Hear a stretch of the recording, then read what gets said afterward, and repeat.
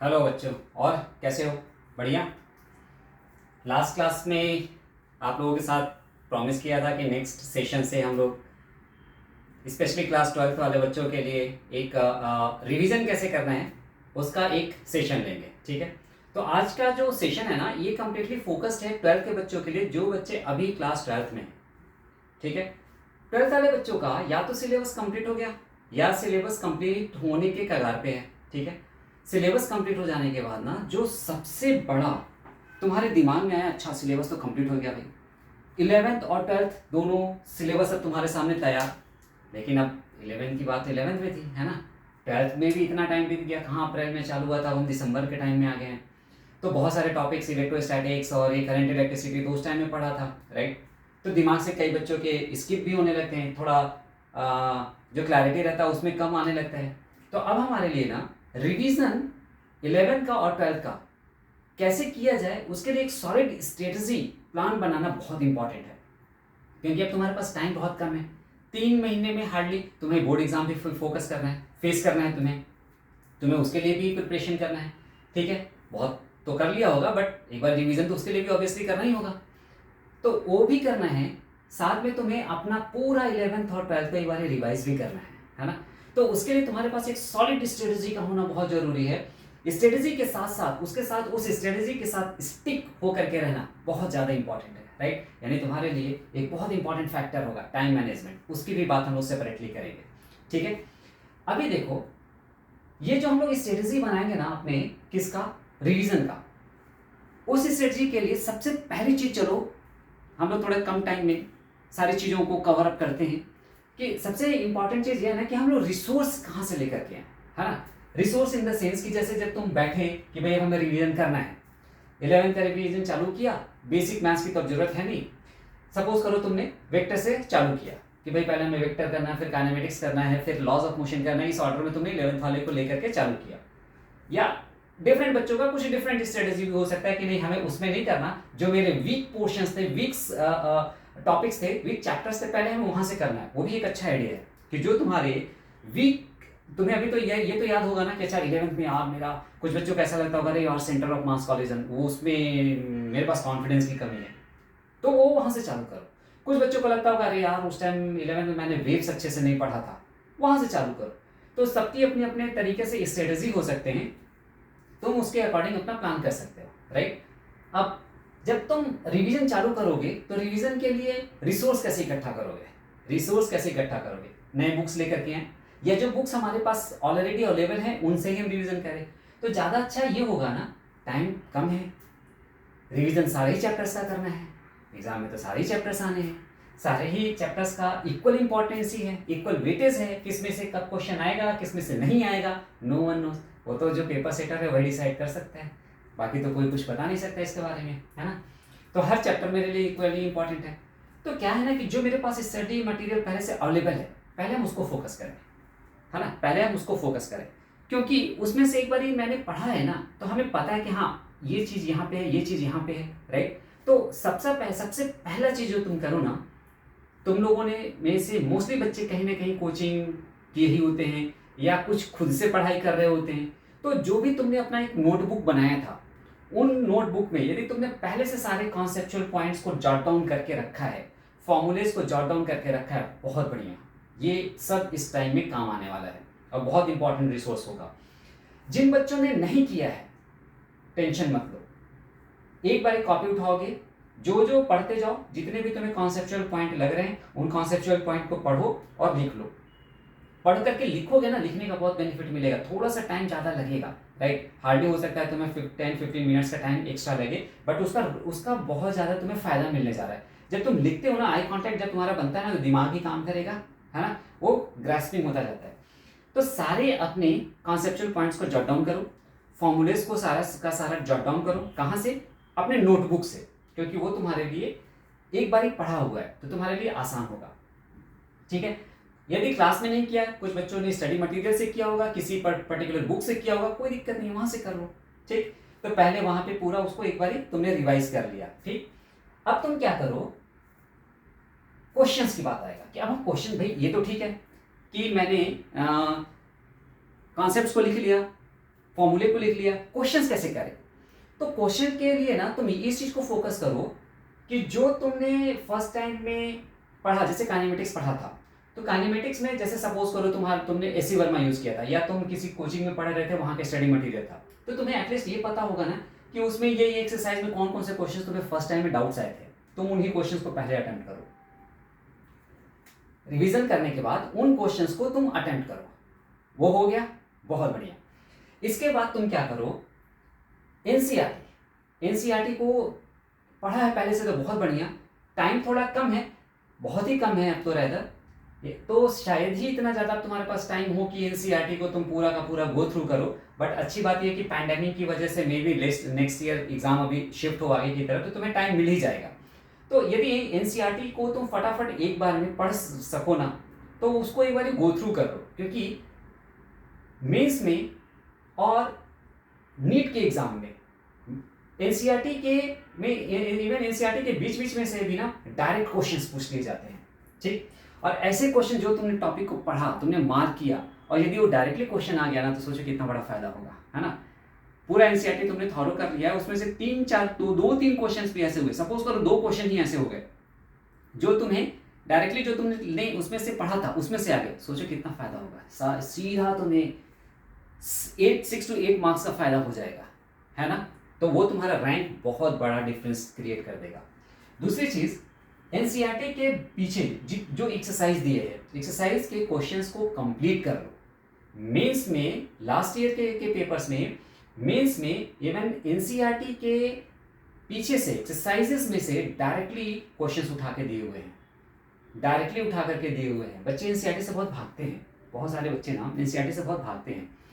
NCERT बहुत अच्छी लिखी हुई किताब है, राइट। बच्चे के दिमाग में एक साइकोलॉजिकल होता है कि एनसीईआरटी अच्छी बुक नहीं, बट रादर एनसीईआरटी बहुत प्यारी सी बुक है, उसके सारी चीज़ों को अच्छे से पढ़ना चाहिए। अभी तुम्हारे पास टाइम नहीं है, अब तो उसके बारे में बात भी नहीं किया जा सकता, बट उसके एक्सरसाइज के क्वेश्चंस कर लो, तुम्हें फायदा होगा।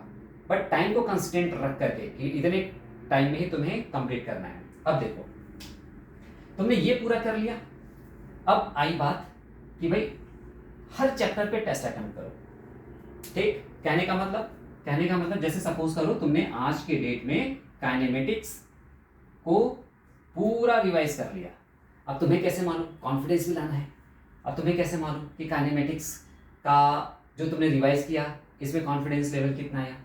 तो जो भी तुम्हारे पास रिसोर्स अवेलेबल है ना, उस रिसोर्स में से 30 नए क्वेश्चन तुम सेलेक्ट करो। कितने क्वेश्चन सेलेक्ट करो? 30 क्वेश्चन सेलेक्ट करो। बट कोशिश ये करना कि ये 30 क्वेश्चन वो ना हो जो तुमने प्रीवियसली अटेम्प्ट किया है, राइट। 30 तुम्हें नए क्वेश्चन मिले, राइट। अब इन 30 क्वेश्चन के लिए पर क्वेश्चन 3 मिनट का टाइम दो, यानी टोटल कितना हो गया 90 मिनट, ठीक। 90 मिनट में अब तुम्हें ये 30 क्वेश्चंस अटेम्प्ट करने हैं। क्लॉक लो, प्रेस करो, 90 मिनट क्वेश्चन में ये 30 मिनट का क्वेश्चन 90 मिनट्स जैसे ही हो वो तुम क्लॉक को रोको और तुरंत उसी टाइम अपने आप को भी रोको। देखो कि तुमने इस 30 क्वेश्चंस में से कितने क्वेश्चन सही किए, ठीक है, कितने क्वेश्चन सही किए। अच्छा, ये जब तुम 30 क्वेश्चंस अटेम्प्ट करोगे ना, तो डिफरेंट स्टूडेंट्स का at the end output different होगा। आउटपुट डिफरेंट का मतलब कुछ बच्चे ऐसे होंगे जो इवन एन आवर या मे बी 70 मिनट्स में या मे बी 80 मिनट्स में उनके 30 क्वेश्चंस कंप्लीट हो जाए, एक्स्ट्रा एडवांटेज मिलेगा उनको, ठीक है, क्योंकि उन्होंने ये इंडिकेट कर रहा है कि उन्होंने फर्स्ट टाइम में भी बहुत अच्छे से पढ़ाई किया और उन्होंने रिवीजन अच्छे से किया, इसलिए उन्होंने with in a time limit वो 30 क्वेश्चंस को अटेम्प्ट कर लिए, ठीक। दूसरे वो बच्चे हो सकते हैं जो मे बी 90 मिनट्स में 20 क्वेश्चंस ही सॉल्व कर पाए, है ना। कुछ बच्चे ऐसे हो सकते हैं जो 15 क्वेश्चंस ही सॉल्व कर पाए, मे बी कुछ बच्चे उससे भी लेसर हो। वो जनरली उन बच्चों का होता है जो फर्स्ट टाइम में अच्छे से नहीं पढ़े या उनका रिवीजन में भी कहीं ना कहीं लैकिंग है, तो लेकिन पेपर अटेम्प्ट करने का फायदा यही होगा कि उनको ये पता चल जाएगा कि अच्छा जो क्वेश्चन उससे छूटा या गलत हुआ वो किस वजह से गलत हुआ, ठीक है।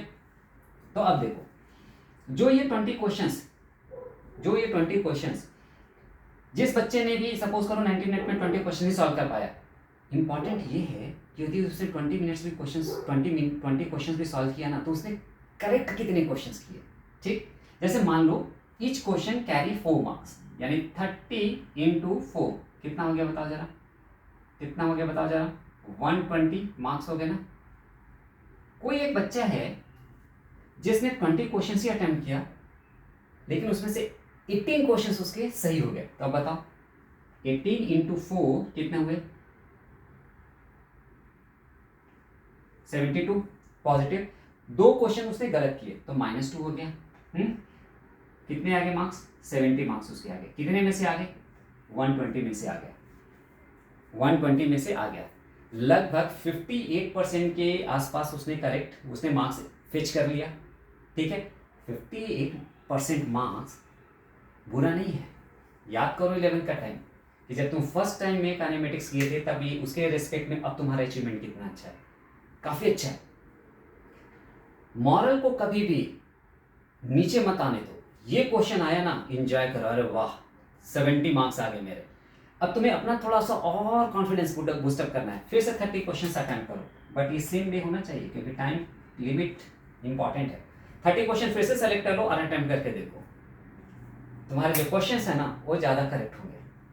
हाँ, रिवीजन का मतलब ये है, रिवीजन का मतलब सिंपल सा ये है कि जो तुमने फर्स्ट टाइम में पढ़ाई किया था और अभी जो तुम पढ़ाई कर रहे हो, तुम्हारा कॉन्फिडेंस का लेवल ये हो जाना चाहिए। यदि तुम्हारा कॉन्फिडेंस का लेवल ये हो गया ना, तो फिर तुम ये जान लो कि तुम्हारा रिवीजन बहुत बढ़िया चल रहा है।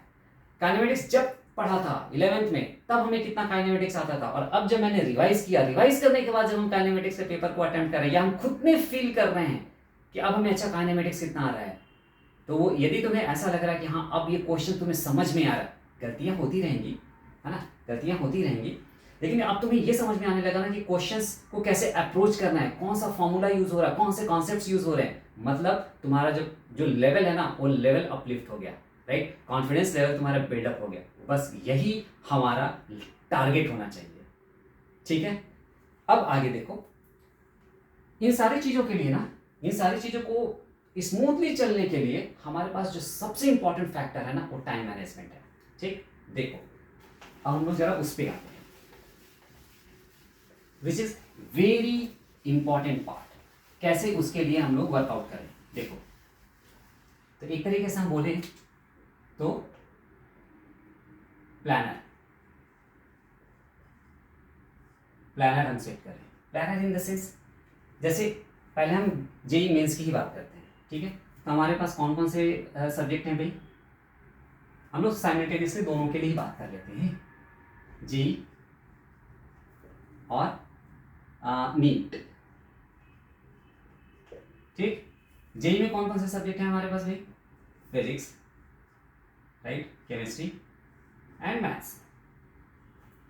यहां पे कौन कौन सा सब्जेक्ट आएगा, physics, chemistry and bio, right. अब देखो ये तो दोनों में ही कॉमन है। ठीक, अब देखो सबसे पहला चीज जो तुम बनाओ ना वो प्लानर बनाओ। प्लानर कैसे बनाओगे, प्लानर बनाओ। बेसिक मैथ्स में अब टाइम खराब करने का कोई मतलब नहीं है, तो चलो हम एक ऑर्डर बना लेते हैं, वेक्टर, काइनेमेटिक्स। वेक्टर को नहीं छोड़ सकते, क्वेश्चन आता है, नीट वाले बच्चे तुम्हारे लिए तो ये भी इक्वली इंपॉर्टेंट है, उसमें से भी क्वेश्चंस अच्छे खासे आते हैं। Kinematics, laws of motion and friction, laws of motion and friction, work, power energy, ठीक, centre of mass and collision, centre of mass and collision, rotational motion. देखो अभी हम सिर्फ यहीं तक के चैप्टर को कंसीडर कर रहे हैं। अब देखो तुम एक सब्जेक्ट को ज़्यादा से ज़्यादा यहाँ पे जेईई के बच्चे कितना टाइम दे सकते हैं, फिजिक्स को 3 आवर्स देंगे, केमिस्ट्री को 3 आवर्स देंगे, मैथ्स को 3 आवर्स देंगे। ठीक, सिमिलरली नीट के बच्चों की बात करें तो देखो नीट वाले बच्चे फिजिक्स में तुम्हें थोड़ा सा टाइम हमेशा ज़्यादा देना होगा, राइट। यदि तुम 9 आवर्स का तुम स्ट्रेटेजी बना रहे हो ना, तो इसको तुम 2.5 आवर दोगे, है ना, तो फिजिक्स को तुम्हें कितना देना पड़ेगा पता है, 4 आवर्स।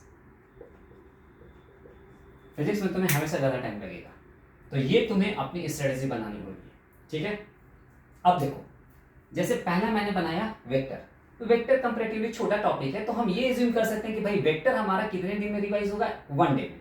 तो इसके लिए मैंने प्लान बनाया कि भाई मेरा 1 डे में वेक्टर का रिवीजन हो जाना चाहिए। ठीक, काइनेमेटिक्स की बात करें, काइनेमेटिक्स वैसे कई बार लगता है, कई बार बच्चों से पूछो तो वो फटाक से बोल देते हैं कि काइनेमेटिक्स 1 डे में, लेकिन जनरली 1 डे में होता नहीं है, क्योंकि काइनेमेटिक्स कहने के लिए छोटा टॉपिक है, बट एक्चुअली वो छोटा टॉपिक नहीं है, कितनी सारी चीज़ें उसमें कंसिडर्ड है।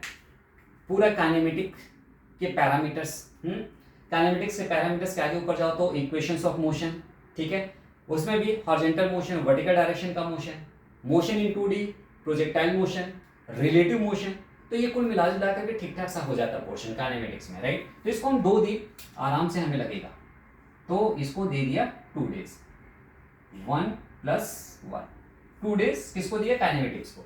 ऐसे ही लॉज ऑफ मोशन और फ्रिक्शन के लिए प्लान किया, WPE के लिए प्लान किया, ठीक है। सेंटर ऑफ मास कोलिजन हमें लगता है भाई बड़ा चैप्टर है, कुछ बच्चे 2 डेज में कर सकते हैं, ठीक, कुछ को लगता है कि नहीं यार 2 डेज में नहीं हो पाएगा, 3 डेज में हो पाएगा, कोई दिक्कत नहीं, 3 डेज दे दो। बट ये इंपॉर्टेंट है स्पेशली जेई के लिए कि जो भी पोर्शन कवर अप कर रहे हो ना, उसमें फुल कॉन्फिडेंस होना चाहिए। भले ही 100% सिलेबस कवर अप ना हो पाए, 80% ही हो पाए, 90% ही हो पाए, लेकिन वो इतना कॉन्फिडेंस के साथ होना चाहिए कि उसमें से क्वेश्चन आ जाए तो मेरे पास अब ये प्रोबेबिलिटी है, ये चांस है कि 90% हमसे क्वेश्चन सही होंगे, तुम्हारा काम हो गया, ठीक। नीट वाले बच्चों के लिए हर एक चैप्टर इंपॉर्टेंट है, क्योंकि वहां पे मार्क्स की लड़ाई बहुत ज़्यादा है। 2021 में ही 2 बच्चों ने, सॉरी 2020 में ही 2 बच्चों ने आउट ऑफ 720 मार्क्स लेकर के आए, तुम लोग देख रहे हो। तो वहाँ पे कंपटीशन बहुत हाई लेवल का है, इसलिए तुम यहाँ पे नीट वाले बच्चे किसी भी चैप्टर को स्किप नहीं कर सकते। उनका तो सीधा टारगेट ही होना चाहिए कि 180 में से फिजिक्स में 140 प्लस में रहे। 140 से जितना ज़्यादा मार्क्स रहेगा ना, वो उतना ज़्यादा एक्स्ट्रा एडवांटेज में रहेंगे, क्योंकि नीट में बच्चा क्वालिफाई तो केमिस्ट्री और बायो के दम पे कर जाएगा, बट रैंक ना उसका फिजिक्स के दम पे ही बनेगा।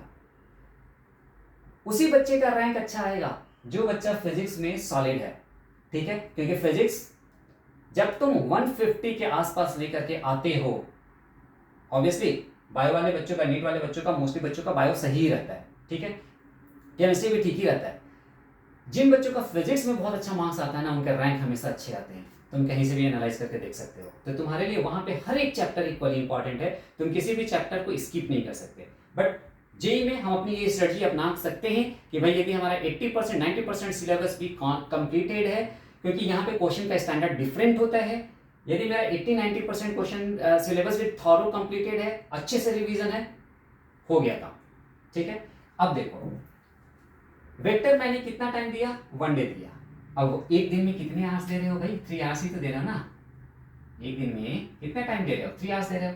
तो अब तुम्हारे पास वेक्टर जो तुम 1 डे दे रहे हो यानी 3 आवर्स दे रहे हो, इसका भी तुम्हारे पास प्लान होना चाहिए। अब इसका प्लानिंग कैसे होगा कि भाई तुम्हें 1 आवर के अराउंड तुम्हें रिवीजन के लिए टाइम देना है, ठीक, प्लस हाफ आवर, मतलब ये पूरा 1.5 आवर तुम्हें रिवीजन के लिए टाइम देना है, प्लस डाउट वाले क्वेश्चंस भी उसी में सॉल्व करने हैं।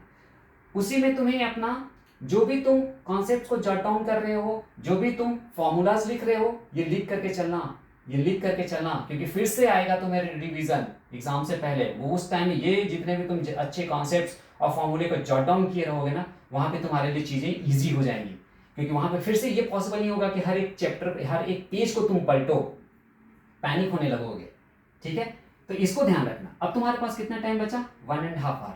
अब वो पूरा 1.5 आवर तुम किसके लिए डिवोट करोगे, वो तुम्हें डिवोट करना है जो टेस्ट तुम्हें अटेम्प्ट करना है ना, उस टेस्ट के लिए, ठीक है। तो उसमें तुम अप्लाई करो अपना टेस्ट, ठीक है। पेपर अटेम्प्ट किया, फिर तुम देखो कौन कौन से तुमने क्वेश्चंस गलत किए, ठीक। अब वो क्वेश्चन को कैसे एनालाइज करना वो भी अभी हम बताते हैं। सेम चीज तुम्हें पास काइनेमेटिक्स के लिए स्ट्रेटजी होना चाहिए। यदि तुम इसमें 2 दिन दे रहे हो तो तुम्हें कितने आवर्स मिल गए, 6 आवर्स मिल गए। 6 आवर्स मिल गए तो सेम तरीके का तुम प्लान इसमें कर रहे हो, ठीक। अब देखो जब तुमने टेस्ट को अटेम्प्ट किया, ये दोनों ही बच्चों के लिए, मतलब जो बच्चे जेई की प्रिपरेशन कर रहे हैं, जो बच्चे नीट की प्रिपरेशन कर रहे हैं, दोनों के लिए ही सेम चीज इंपॉर्टेंट है। जो तुमने टेस्ट को अटेम्प्ट किया, सपोज करो तुमने 30 क्वेश्चंस दिए थे, ठीक, इस 30 क्वेश्चंस में से तुमने 20 क्वेश्चंस करेक्ट किया, 10 क्वेश्चंस गलत हो गए, राइट। रॉन्ग कितने हुए? 10 क्वेश्चंस, ठीक। अब ये जो 10 क्वेश्चंस हुए ना, हर एक गलती का रेक्टिफिकेशन भी अलग अलग है, क्योंकि हर 10 क्वेश्चन में तुम सेम गलती नहीं करने जा रहे हो। गलतियां तुमसे कितने तरीके की होने की चांसेस हैं, ये देखो। और ये तुम अभी से सुधारते चलो, यदि तुम अभी से ये फोकस करोगे ना, तो एंड तक तुम बिल्कुल मास्टर हो जाओगे, ठीक है। लेकिन अभी से यदि तुम इसको नहीं देखोगे, इग्नोर करोगे, तो फिर लास्ट में जाकर के बहुत मुश्किल होगा, राइट। जनरली वही बच्चे क्वालिफाई करते हैं जो अपने हर एक एरर को सीरियसली कंसीडर करते हैं, ठीक है। तो यहाँ पे देखो, जो 10 क्वेश्चंस मेरे से गलती हुए, उसमें गलतियां कितने तरीके की होने की चांसेस हैं। पहला, may be conceptual mistake. Conceptual mistake का मतलब समझ रहे हो? क्वेश्चन मैंने पढ़ा लेकिन हमें समझ में नहीं आया कि क्वेश्चन क्या बोल रहा है ना, या हम कॉन्सेप्ट ही नहीं रीगेन कर पा रहे, मतलब उस टॉपिक में मेरे पास अभी भी कॉन्सेप्चुअल क्लैरिटी की कमी है। तो उस पर क्या करो, तुरंत देखो कि कौन कौन से कॉन्सेप्ट्स वहां पे रिलेटेड है, मिसिंग है तुमसे, उनको वो इमीडिएटली तुम रिवाइज करो, ठीक है। तो उसका ये सॉल्यूशन हुआ। दूसरा, तुम कॉन्सेप्ट समझ गए, क्वेश्चन समझ गए, कॉन्सेप्ट भी समझ गए, अप्लाई भी कर रही है, लेकिन तुम्हें फॉर्मूला ही नहीं अप्लाई, तुम्हें फॉर्मूला ही रिकॉल नहीं कर पा रहे हो, यार इसमें कौन सा फॉर्मूला अप्लाई करें। यानी वहां पे प्रॉब्लम क्या आया? Formula recall.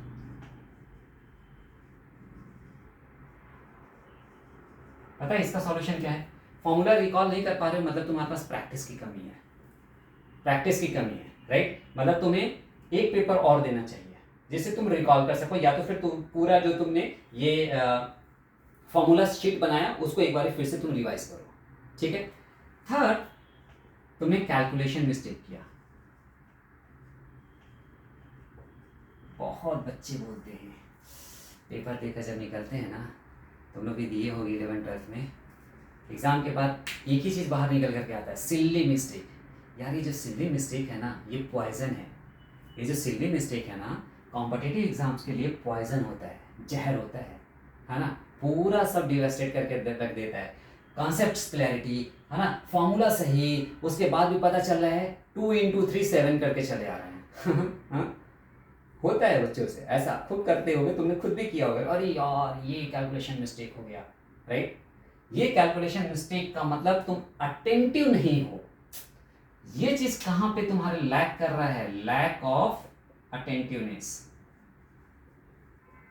Lack of attention.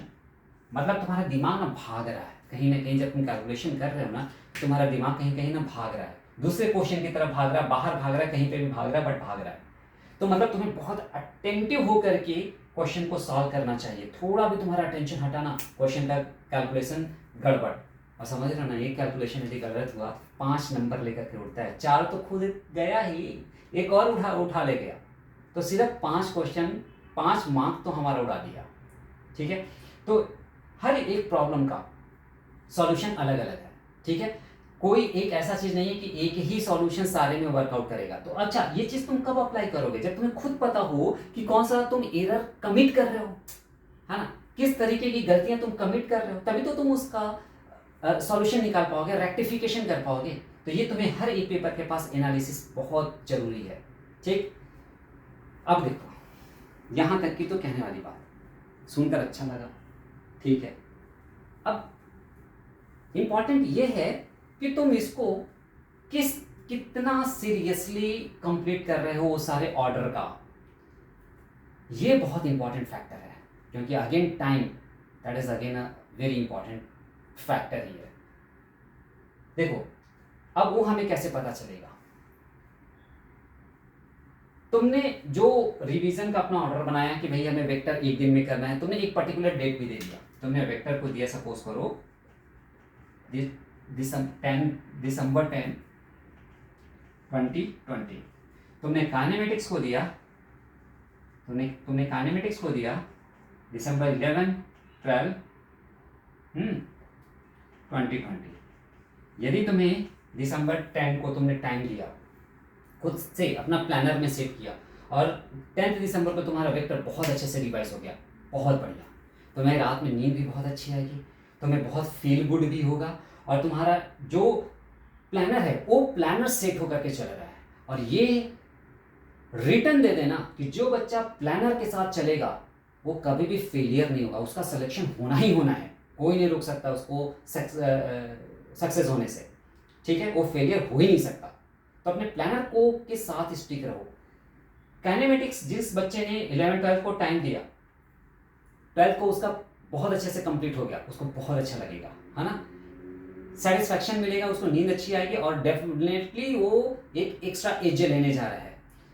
ठीक, बाई चांस किसी बच्चे से ये कंप्लीट नहीं हो पाया कि यार ये 12th को ना काइनेमेटिक्स नहीं कंप्लीट कर पाए, है ना, तो उसको अंदर से बहुत बुरा फील होगा, क्योंकि उसको लगेगा अरे यार काइनेमेटिक्स नहीं हो पाया तो मेरे लॉज ऑफ मोशन, फ्रिक्शन, वो सारे चैप्टर्स तो मेरे लैग कर रहे हैं, उसको कैसे करेंगे, है ना। तो उसके अंदर ना एक थोड़ा घबराहट सा होगा, है ना, उसको थोड़ा बुरा सा फील होगा। कोई टेंशन नहीं है, थोड़ा बहुत टाइम इधर उधर चलेगा, ठीक है, तो उसके लिए कोई टेंशन ना लो। 3-4 चैप्टर के बीच में एक दिन का बफर टाइम दे दो। जैसे तुमने vector, kinematics, laws of motion और WPE किया, तुमने एक टाइम टेबल बनाया, एक दिन का बफर दे दो, क्योंकि एक दिन तुम्हारे साथ कोई किसी भी तरीके का मिसमैनेजमेंट हो सकता है बीच में तुम्हें किसी एक दिन मैथ्स या केमिस्ट्री में ज़्यादा टाइम लग जाए, मे बी बायो वाले बच्चों को कहीं पे केमिस्ट्री या बायो में लग जाए, या कुछ दूसरे प्रॉब्लम भी हो सकता है तुम्हें किसी एक दिन तबीयत ठीक ना लगे, या उस दिन पढ़ने का ही मतलब तुम्हारा मूड ही नहीं बन पा रहा हो, तो ये सब नेचुरल चीज़ें हैं, होंगी, ठीक है। तो जो बच्चे इस मूड में है ना, उनका हो रहा है तो उनको बहुत सेटिस्फैक्शन मिल रहा है, लेकिन नहीं हो रहा है तो उनके अंदर से एक टेंशन सा रहा कि अरे यार आज ये मेरा प्लानर नहीं हो पाया, वो बच्चे पक्के से सक्सेस करेंगे। लेकिन वो बच्चे जिन लोगों ने अपना प्लानर तो बनाया, लेकिन ठीक है यार आज वेक्टर नहीं हुआ, कोई बात नहीं, एक दिन और ऐसे करने लगे ना, तो फिर उनका नहीं हो पाएगा, क्योंकि अब टाइम इतना इम्पॉर्टेंट है कि फाइनली अब वही बच्चा सक्सेस करेगा जो अपने प्लानर के साथ स्टिक रहेगा, ठीक है। तो काइंडली अपने प्लानर खुद से सेट करो, अपना प्लानर लेकर के चलो और उसके साथ स्टिक रहो। ये ना पता है 3-4 महीने यदि तुमने सिर्फ ये वर्कआउट कर दिया, अपने इस फ्लो को तुम बना करके मेंटेन करके रख लिए ना, तुम देखना 4-5 महीने के बाद तुम्हारा जो आगे का लाइफ है ना, डेफिनेटली चेंज होने जा रहा है। तो ठीक है, इतने दिन तो पढ़ाई किया है, 2 साल होने ही जा रहे हैं, पढ़ाई किया है, 4-5 महीने की बात है, और थोड़ा मेहनत कर लेते हैं, और इस टाइम तो थोड़ा ज़्यादा ही इनपुट करने की ज़रूरत है। जो हम लोग का पढ़ाई का ग्राफ चलता है ना, वो क्या होता है, हाँ, पहले हमारा बढ़ता है, ये नंबर ऑफ आवर्स की बात करें, यदि हम लोग अपने नंबर ऑफ आवर्स की बात करें,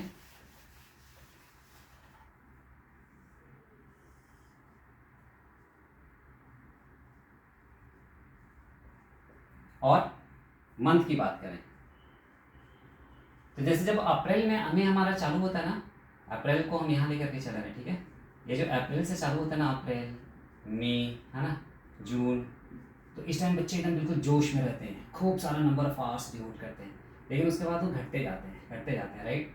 लेकिन ये अक्टूबर, नवंबर, दिसंबर, बहुत सारे बच्चे ऐसे होते हैं जो घटते ही चले जाते हैं, है ना। कुछ बच्चों का थोड़ा घटेगा, स्वाभाविक होना, लेकिन इसके बाद बच्चों का ग्राफ और तेज़ी से बढ़ना चाहिए। ये वाला ग्राफ तुम्हारे लिए बहुत इंपॉर्टेंट है, इसको प्लीज़ मेंटेन करो, तुम्हें बहुत बड़ा चेंज देखने को मिलेगा, ठीक है। अब तुम लोगों को हम सपोर्ट कैसे करेंगे, जो ऑर्डर मैंने बनाया ना, उसी ऑर्डर में हम हर एक चैप्टर का रिवीजन करेंगे, हर एक चैप्टर के जितने भी कॉन्सेप्चुअल पॉइंट्स हैं हम उसको वहाँ पे डिस्कस करेंगे, क्वेश्चंस को कैसे तुम्हें अटेम्प्ट करना है, ये सारी चीज़ों को हम यहाँ पे डिस्कस करेंगे, ठीक है। हर एक चैप्टर को सीक्वेंस में हम यहाँ पे कंप्लीट करते हुए जाएंगे। तो जो तुम कहीं पे अपने रिवीजन में तुम कोई सा भी पॉइंट यदि तुम मिस भी कर रहे होगे ना, तो मेरे इस रिवीजन वाले पार्ट से तुम्हें वो सारे भी पॉइंट्स देखने को मिल जाएंगे, रिवाइज करने को मिल जाएंगे, ठीक है। तो इसका तुम्हें बहुत ज़्यादा बेनिफिट मिलेगा, राइट। क्वेश्चन को कैसे अप्रोच करना है, ये सारी चीज़ों को भी हम यहाँ पे डिस्कस करते हुए चलेंगे, ठीक है। तो नेक्स्ट क्लास से, है ना, नेक्स्ट सेशन से हम लोग क्या करने जा रहे हैं, हर एक चैप्टर का पूरा एनालिसिस करने जा रहे हैं, सारे जितने भी कॉन्सेप्चुअल पॉइंट हैं उनको हम यहाँ पे पहले बताएंगे, उनसे रिलेटेड सारे फॉर्मूले को जॉट डाउन करेंगे, उसके साथ ही साथ जो different kind of different varieties of questions हैं उनको भी हम यहाँ पे अटेम्प्ट करेंगे, कैसे क्वेश्चंस आते हैं है ना, कैसे तुम्हें अप्रोच करना है, ये सारी चीज़ों को हम यहाँ पे डिस्कस करेंगे। ठीक है, तो हम वेल कनेक्टेड रहो, तुम्हें बहुत फ़ायदा मिलेगा। हर एक चैप्टर का तुम्हें एनालिसिस करके देंगे, तो ये सारी चीज़ें तुम क्या है, तुम्हारा कॉन्फिडेंस लेवल और ज़्यादा बढ़ाएगा। ठीक है, तो आगे नेक्स्ट सेशन से हम लोग वेक्टर को पूरा रिवाइज करने के लिए जा रहे हैं। वेक्टर पहले हम लोग 11 का चैप्टर लेकर के चलेंगे, फिर हम 12 का लेकर के चलेंगे, तो पूरा एक सिस्टमेटिक वे में लेकर के चलेंगे। ठीक है, तो पूरा का पूरा 11 और 12 प्रॉपर तरीके से रिवाइज करने के लिए तुम सुशील सिन्हा के साथ जुड़े रहो। होपफुली तुम लोगों को मज़ा भी आएगा, तुम्हारा रिवीजन काफ़ी स्ट्रांग होगा, तुम्हारा कॉन्फिडेंस लेवल बहुत ज़्यादा बूस्टअप होगा। ठीक है, तो उसके लिए बस प्लीज़ सब्सक्राइब करो हमारे चैनल को, जिससे हर एक क्लास तुम्हें पॉपअप होता रहे कि भाई आज ये टॉपिक पे मैंने वीडियो डाला है, कल ये टॉपिक पे वीडियो डाला है, ताकि जो सा भी टॉपिक तुम खुद से भी रिवाइज कर रहे हो, तुम्हें कोई एक टॉपिक में कॉन्फिडेंस नहीं आ रहा है तो तुम वहाँ से इमीडिएटली देख सको। दूसरी चीज़, यदि किसी भी बच्चे के पास कुछ टेस्ट वगैरह को लेकर के, स्टडी मटेरियल वगैरह को लेकर के कोई प्रॉब्लम आ रहा होगा, तो कोई भी दिक्कत नहीं है, हम उनका को पर्सनली सपोर्ट करेंगे। केवल हमें पिंग करना, वहाँ पे मैसेज करना, राइट, अपना नंबर छोड़ना, तुम्हारे साथ हम कनेक्ट होंगे। कनेक्ट होकर के जिन भी बच्चों को टेस्ट के लिए क्वेश्चन पेपर्स चाहिए उनको इंडिविजुअली सपोर्ट करेंगे, जिनको कुछ और स्टडी मटेरियल एडिशनल चाहिए वो सारा कुछ सपोर्ट करेंगे। ठीक है, तो हमारी साइड से जितना भी कॉपरेशन हो पाएगा वो हम फुल कॉपरेशन करेंगे, बट तुम लोग अपने आप को मेंटेन करके रखो। ठीक है, चलो, थैंक यू सो मच। मिलते हैं हम लोग फिर से नेक्स्ट सेशन में वेक्टर के साथ। Thank you.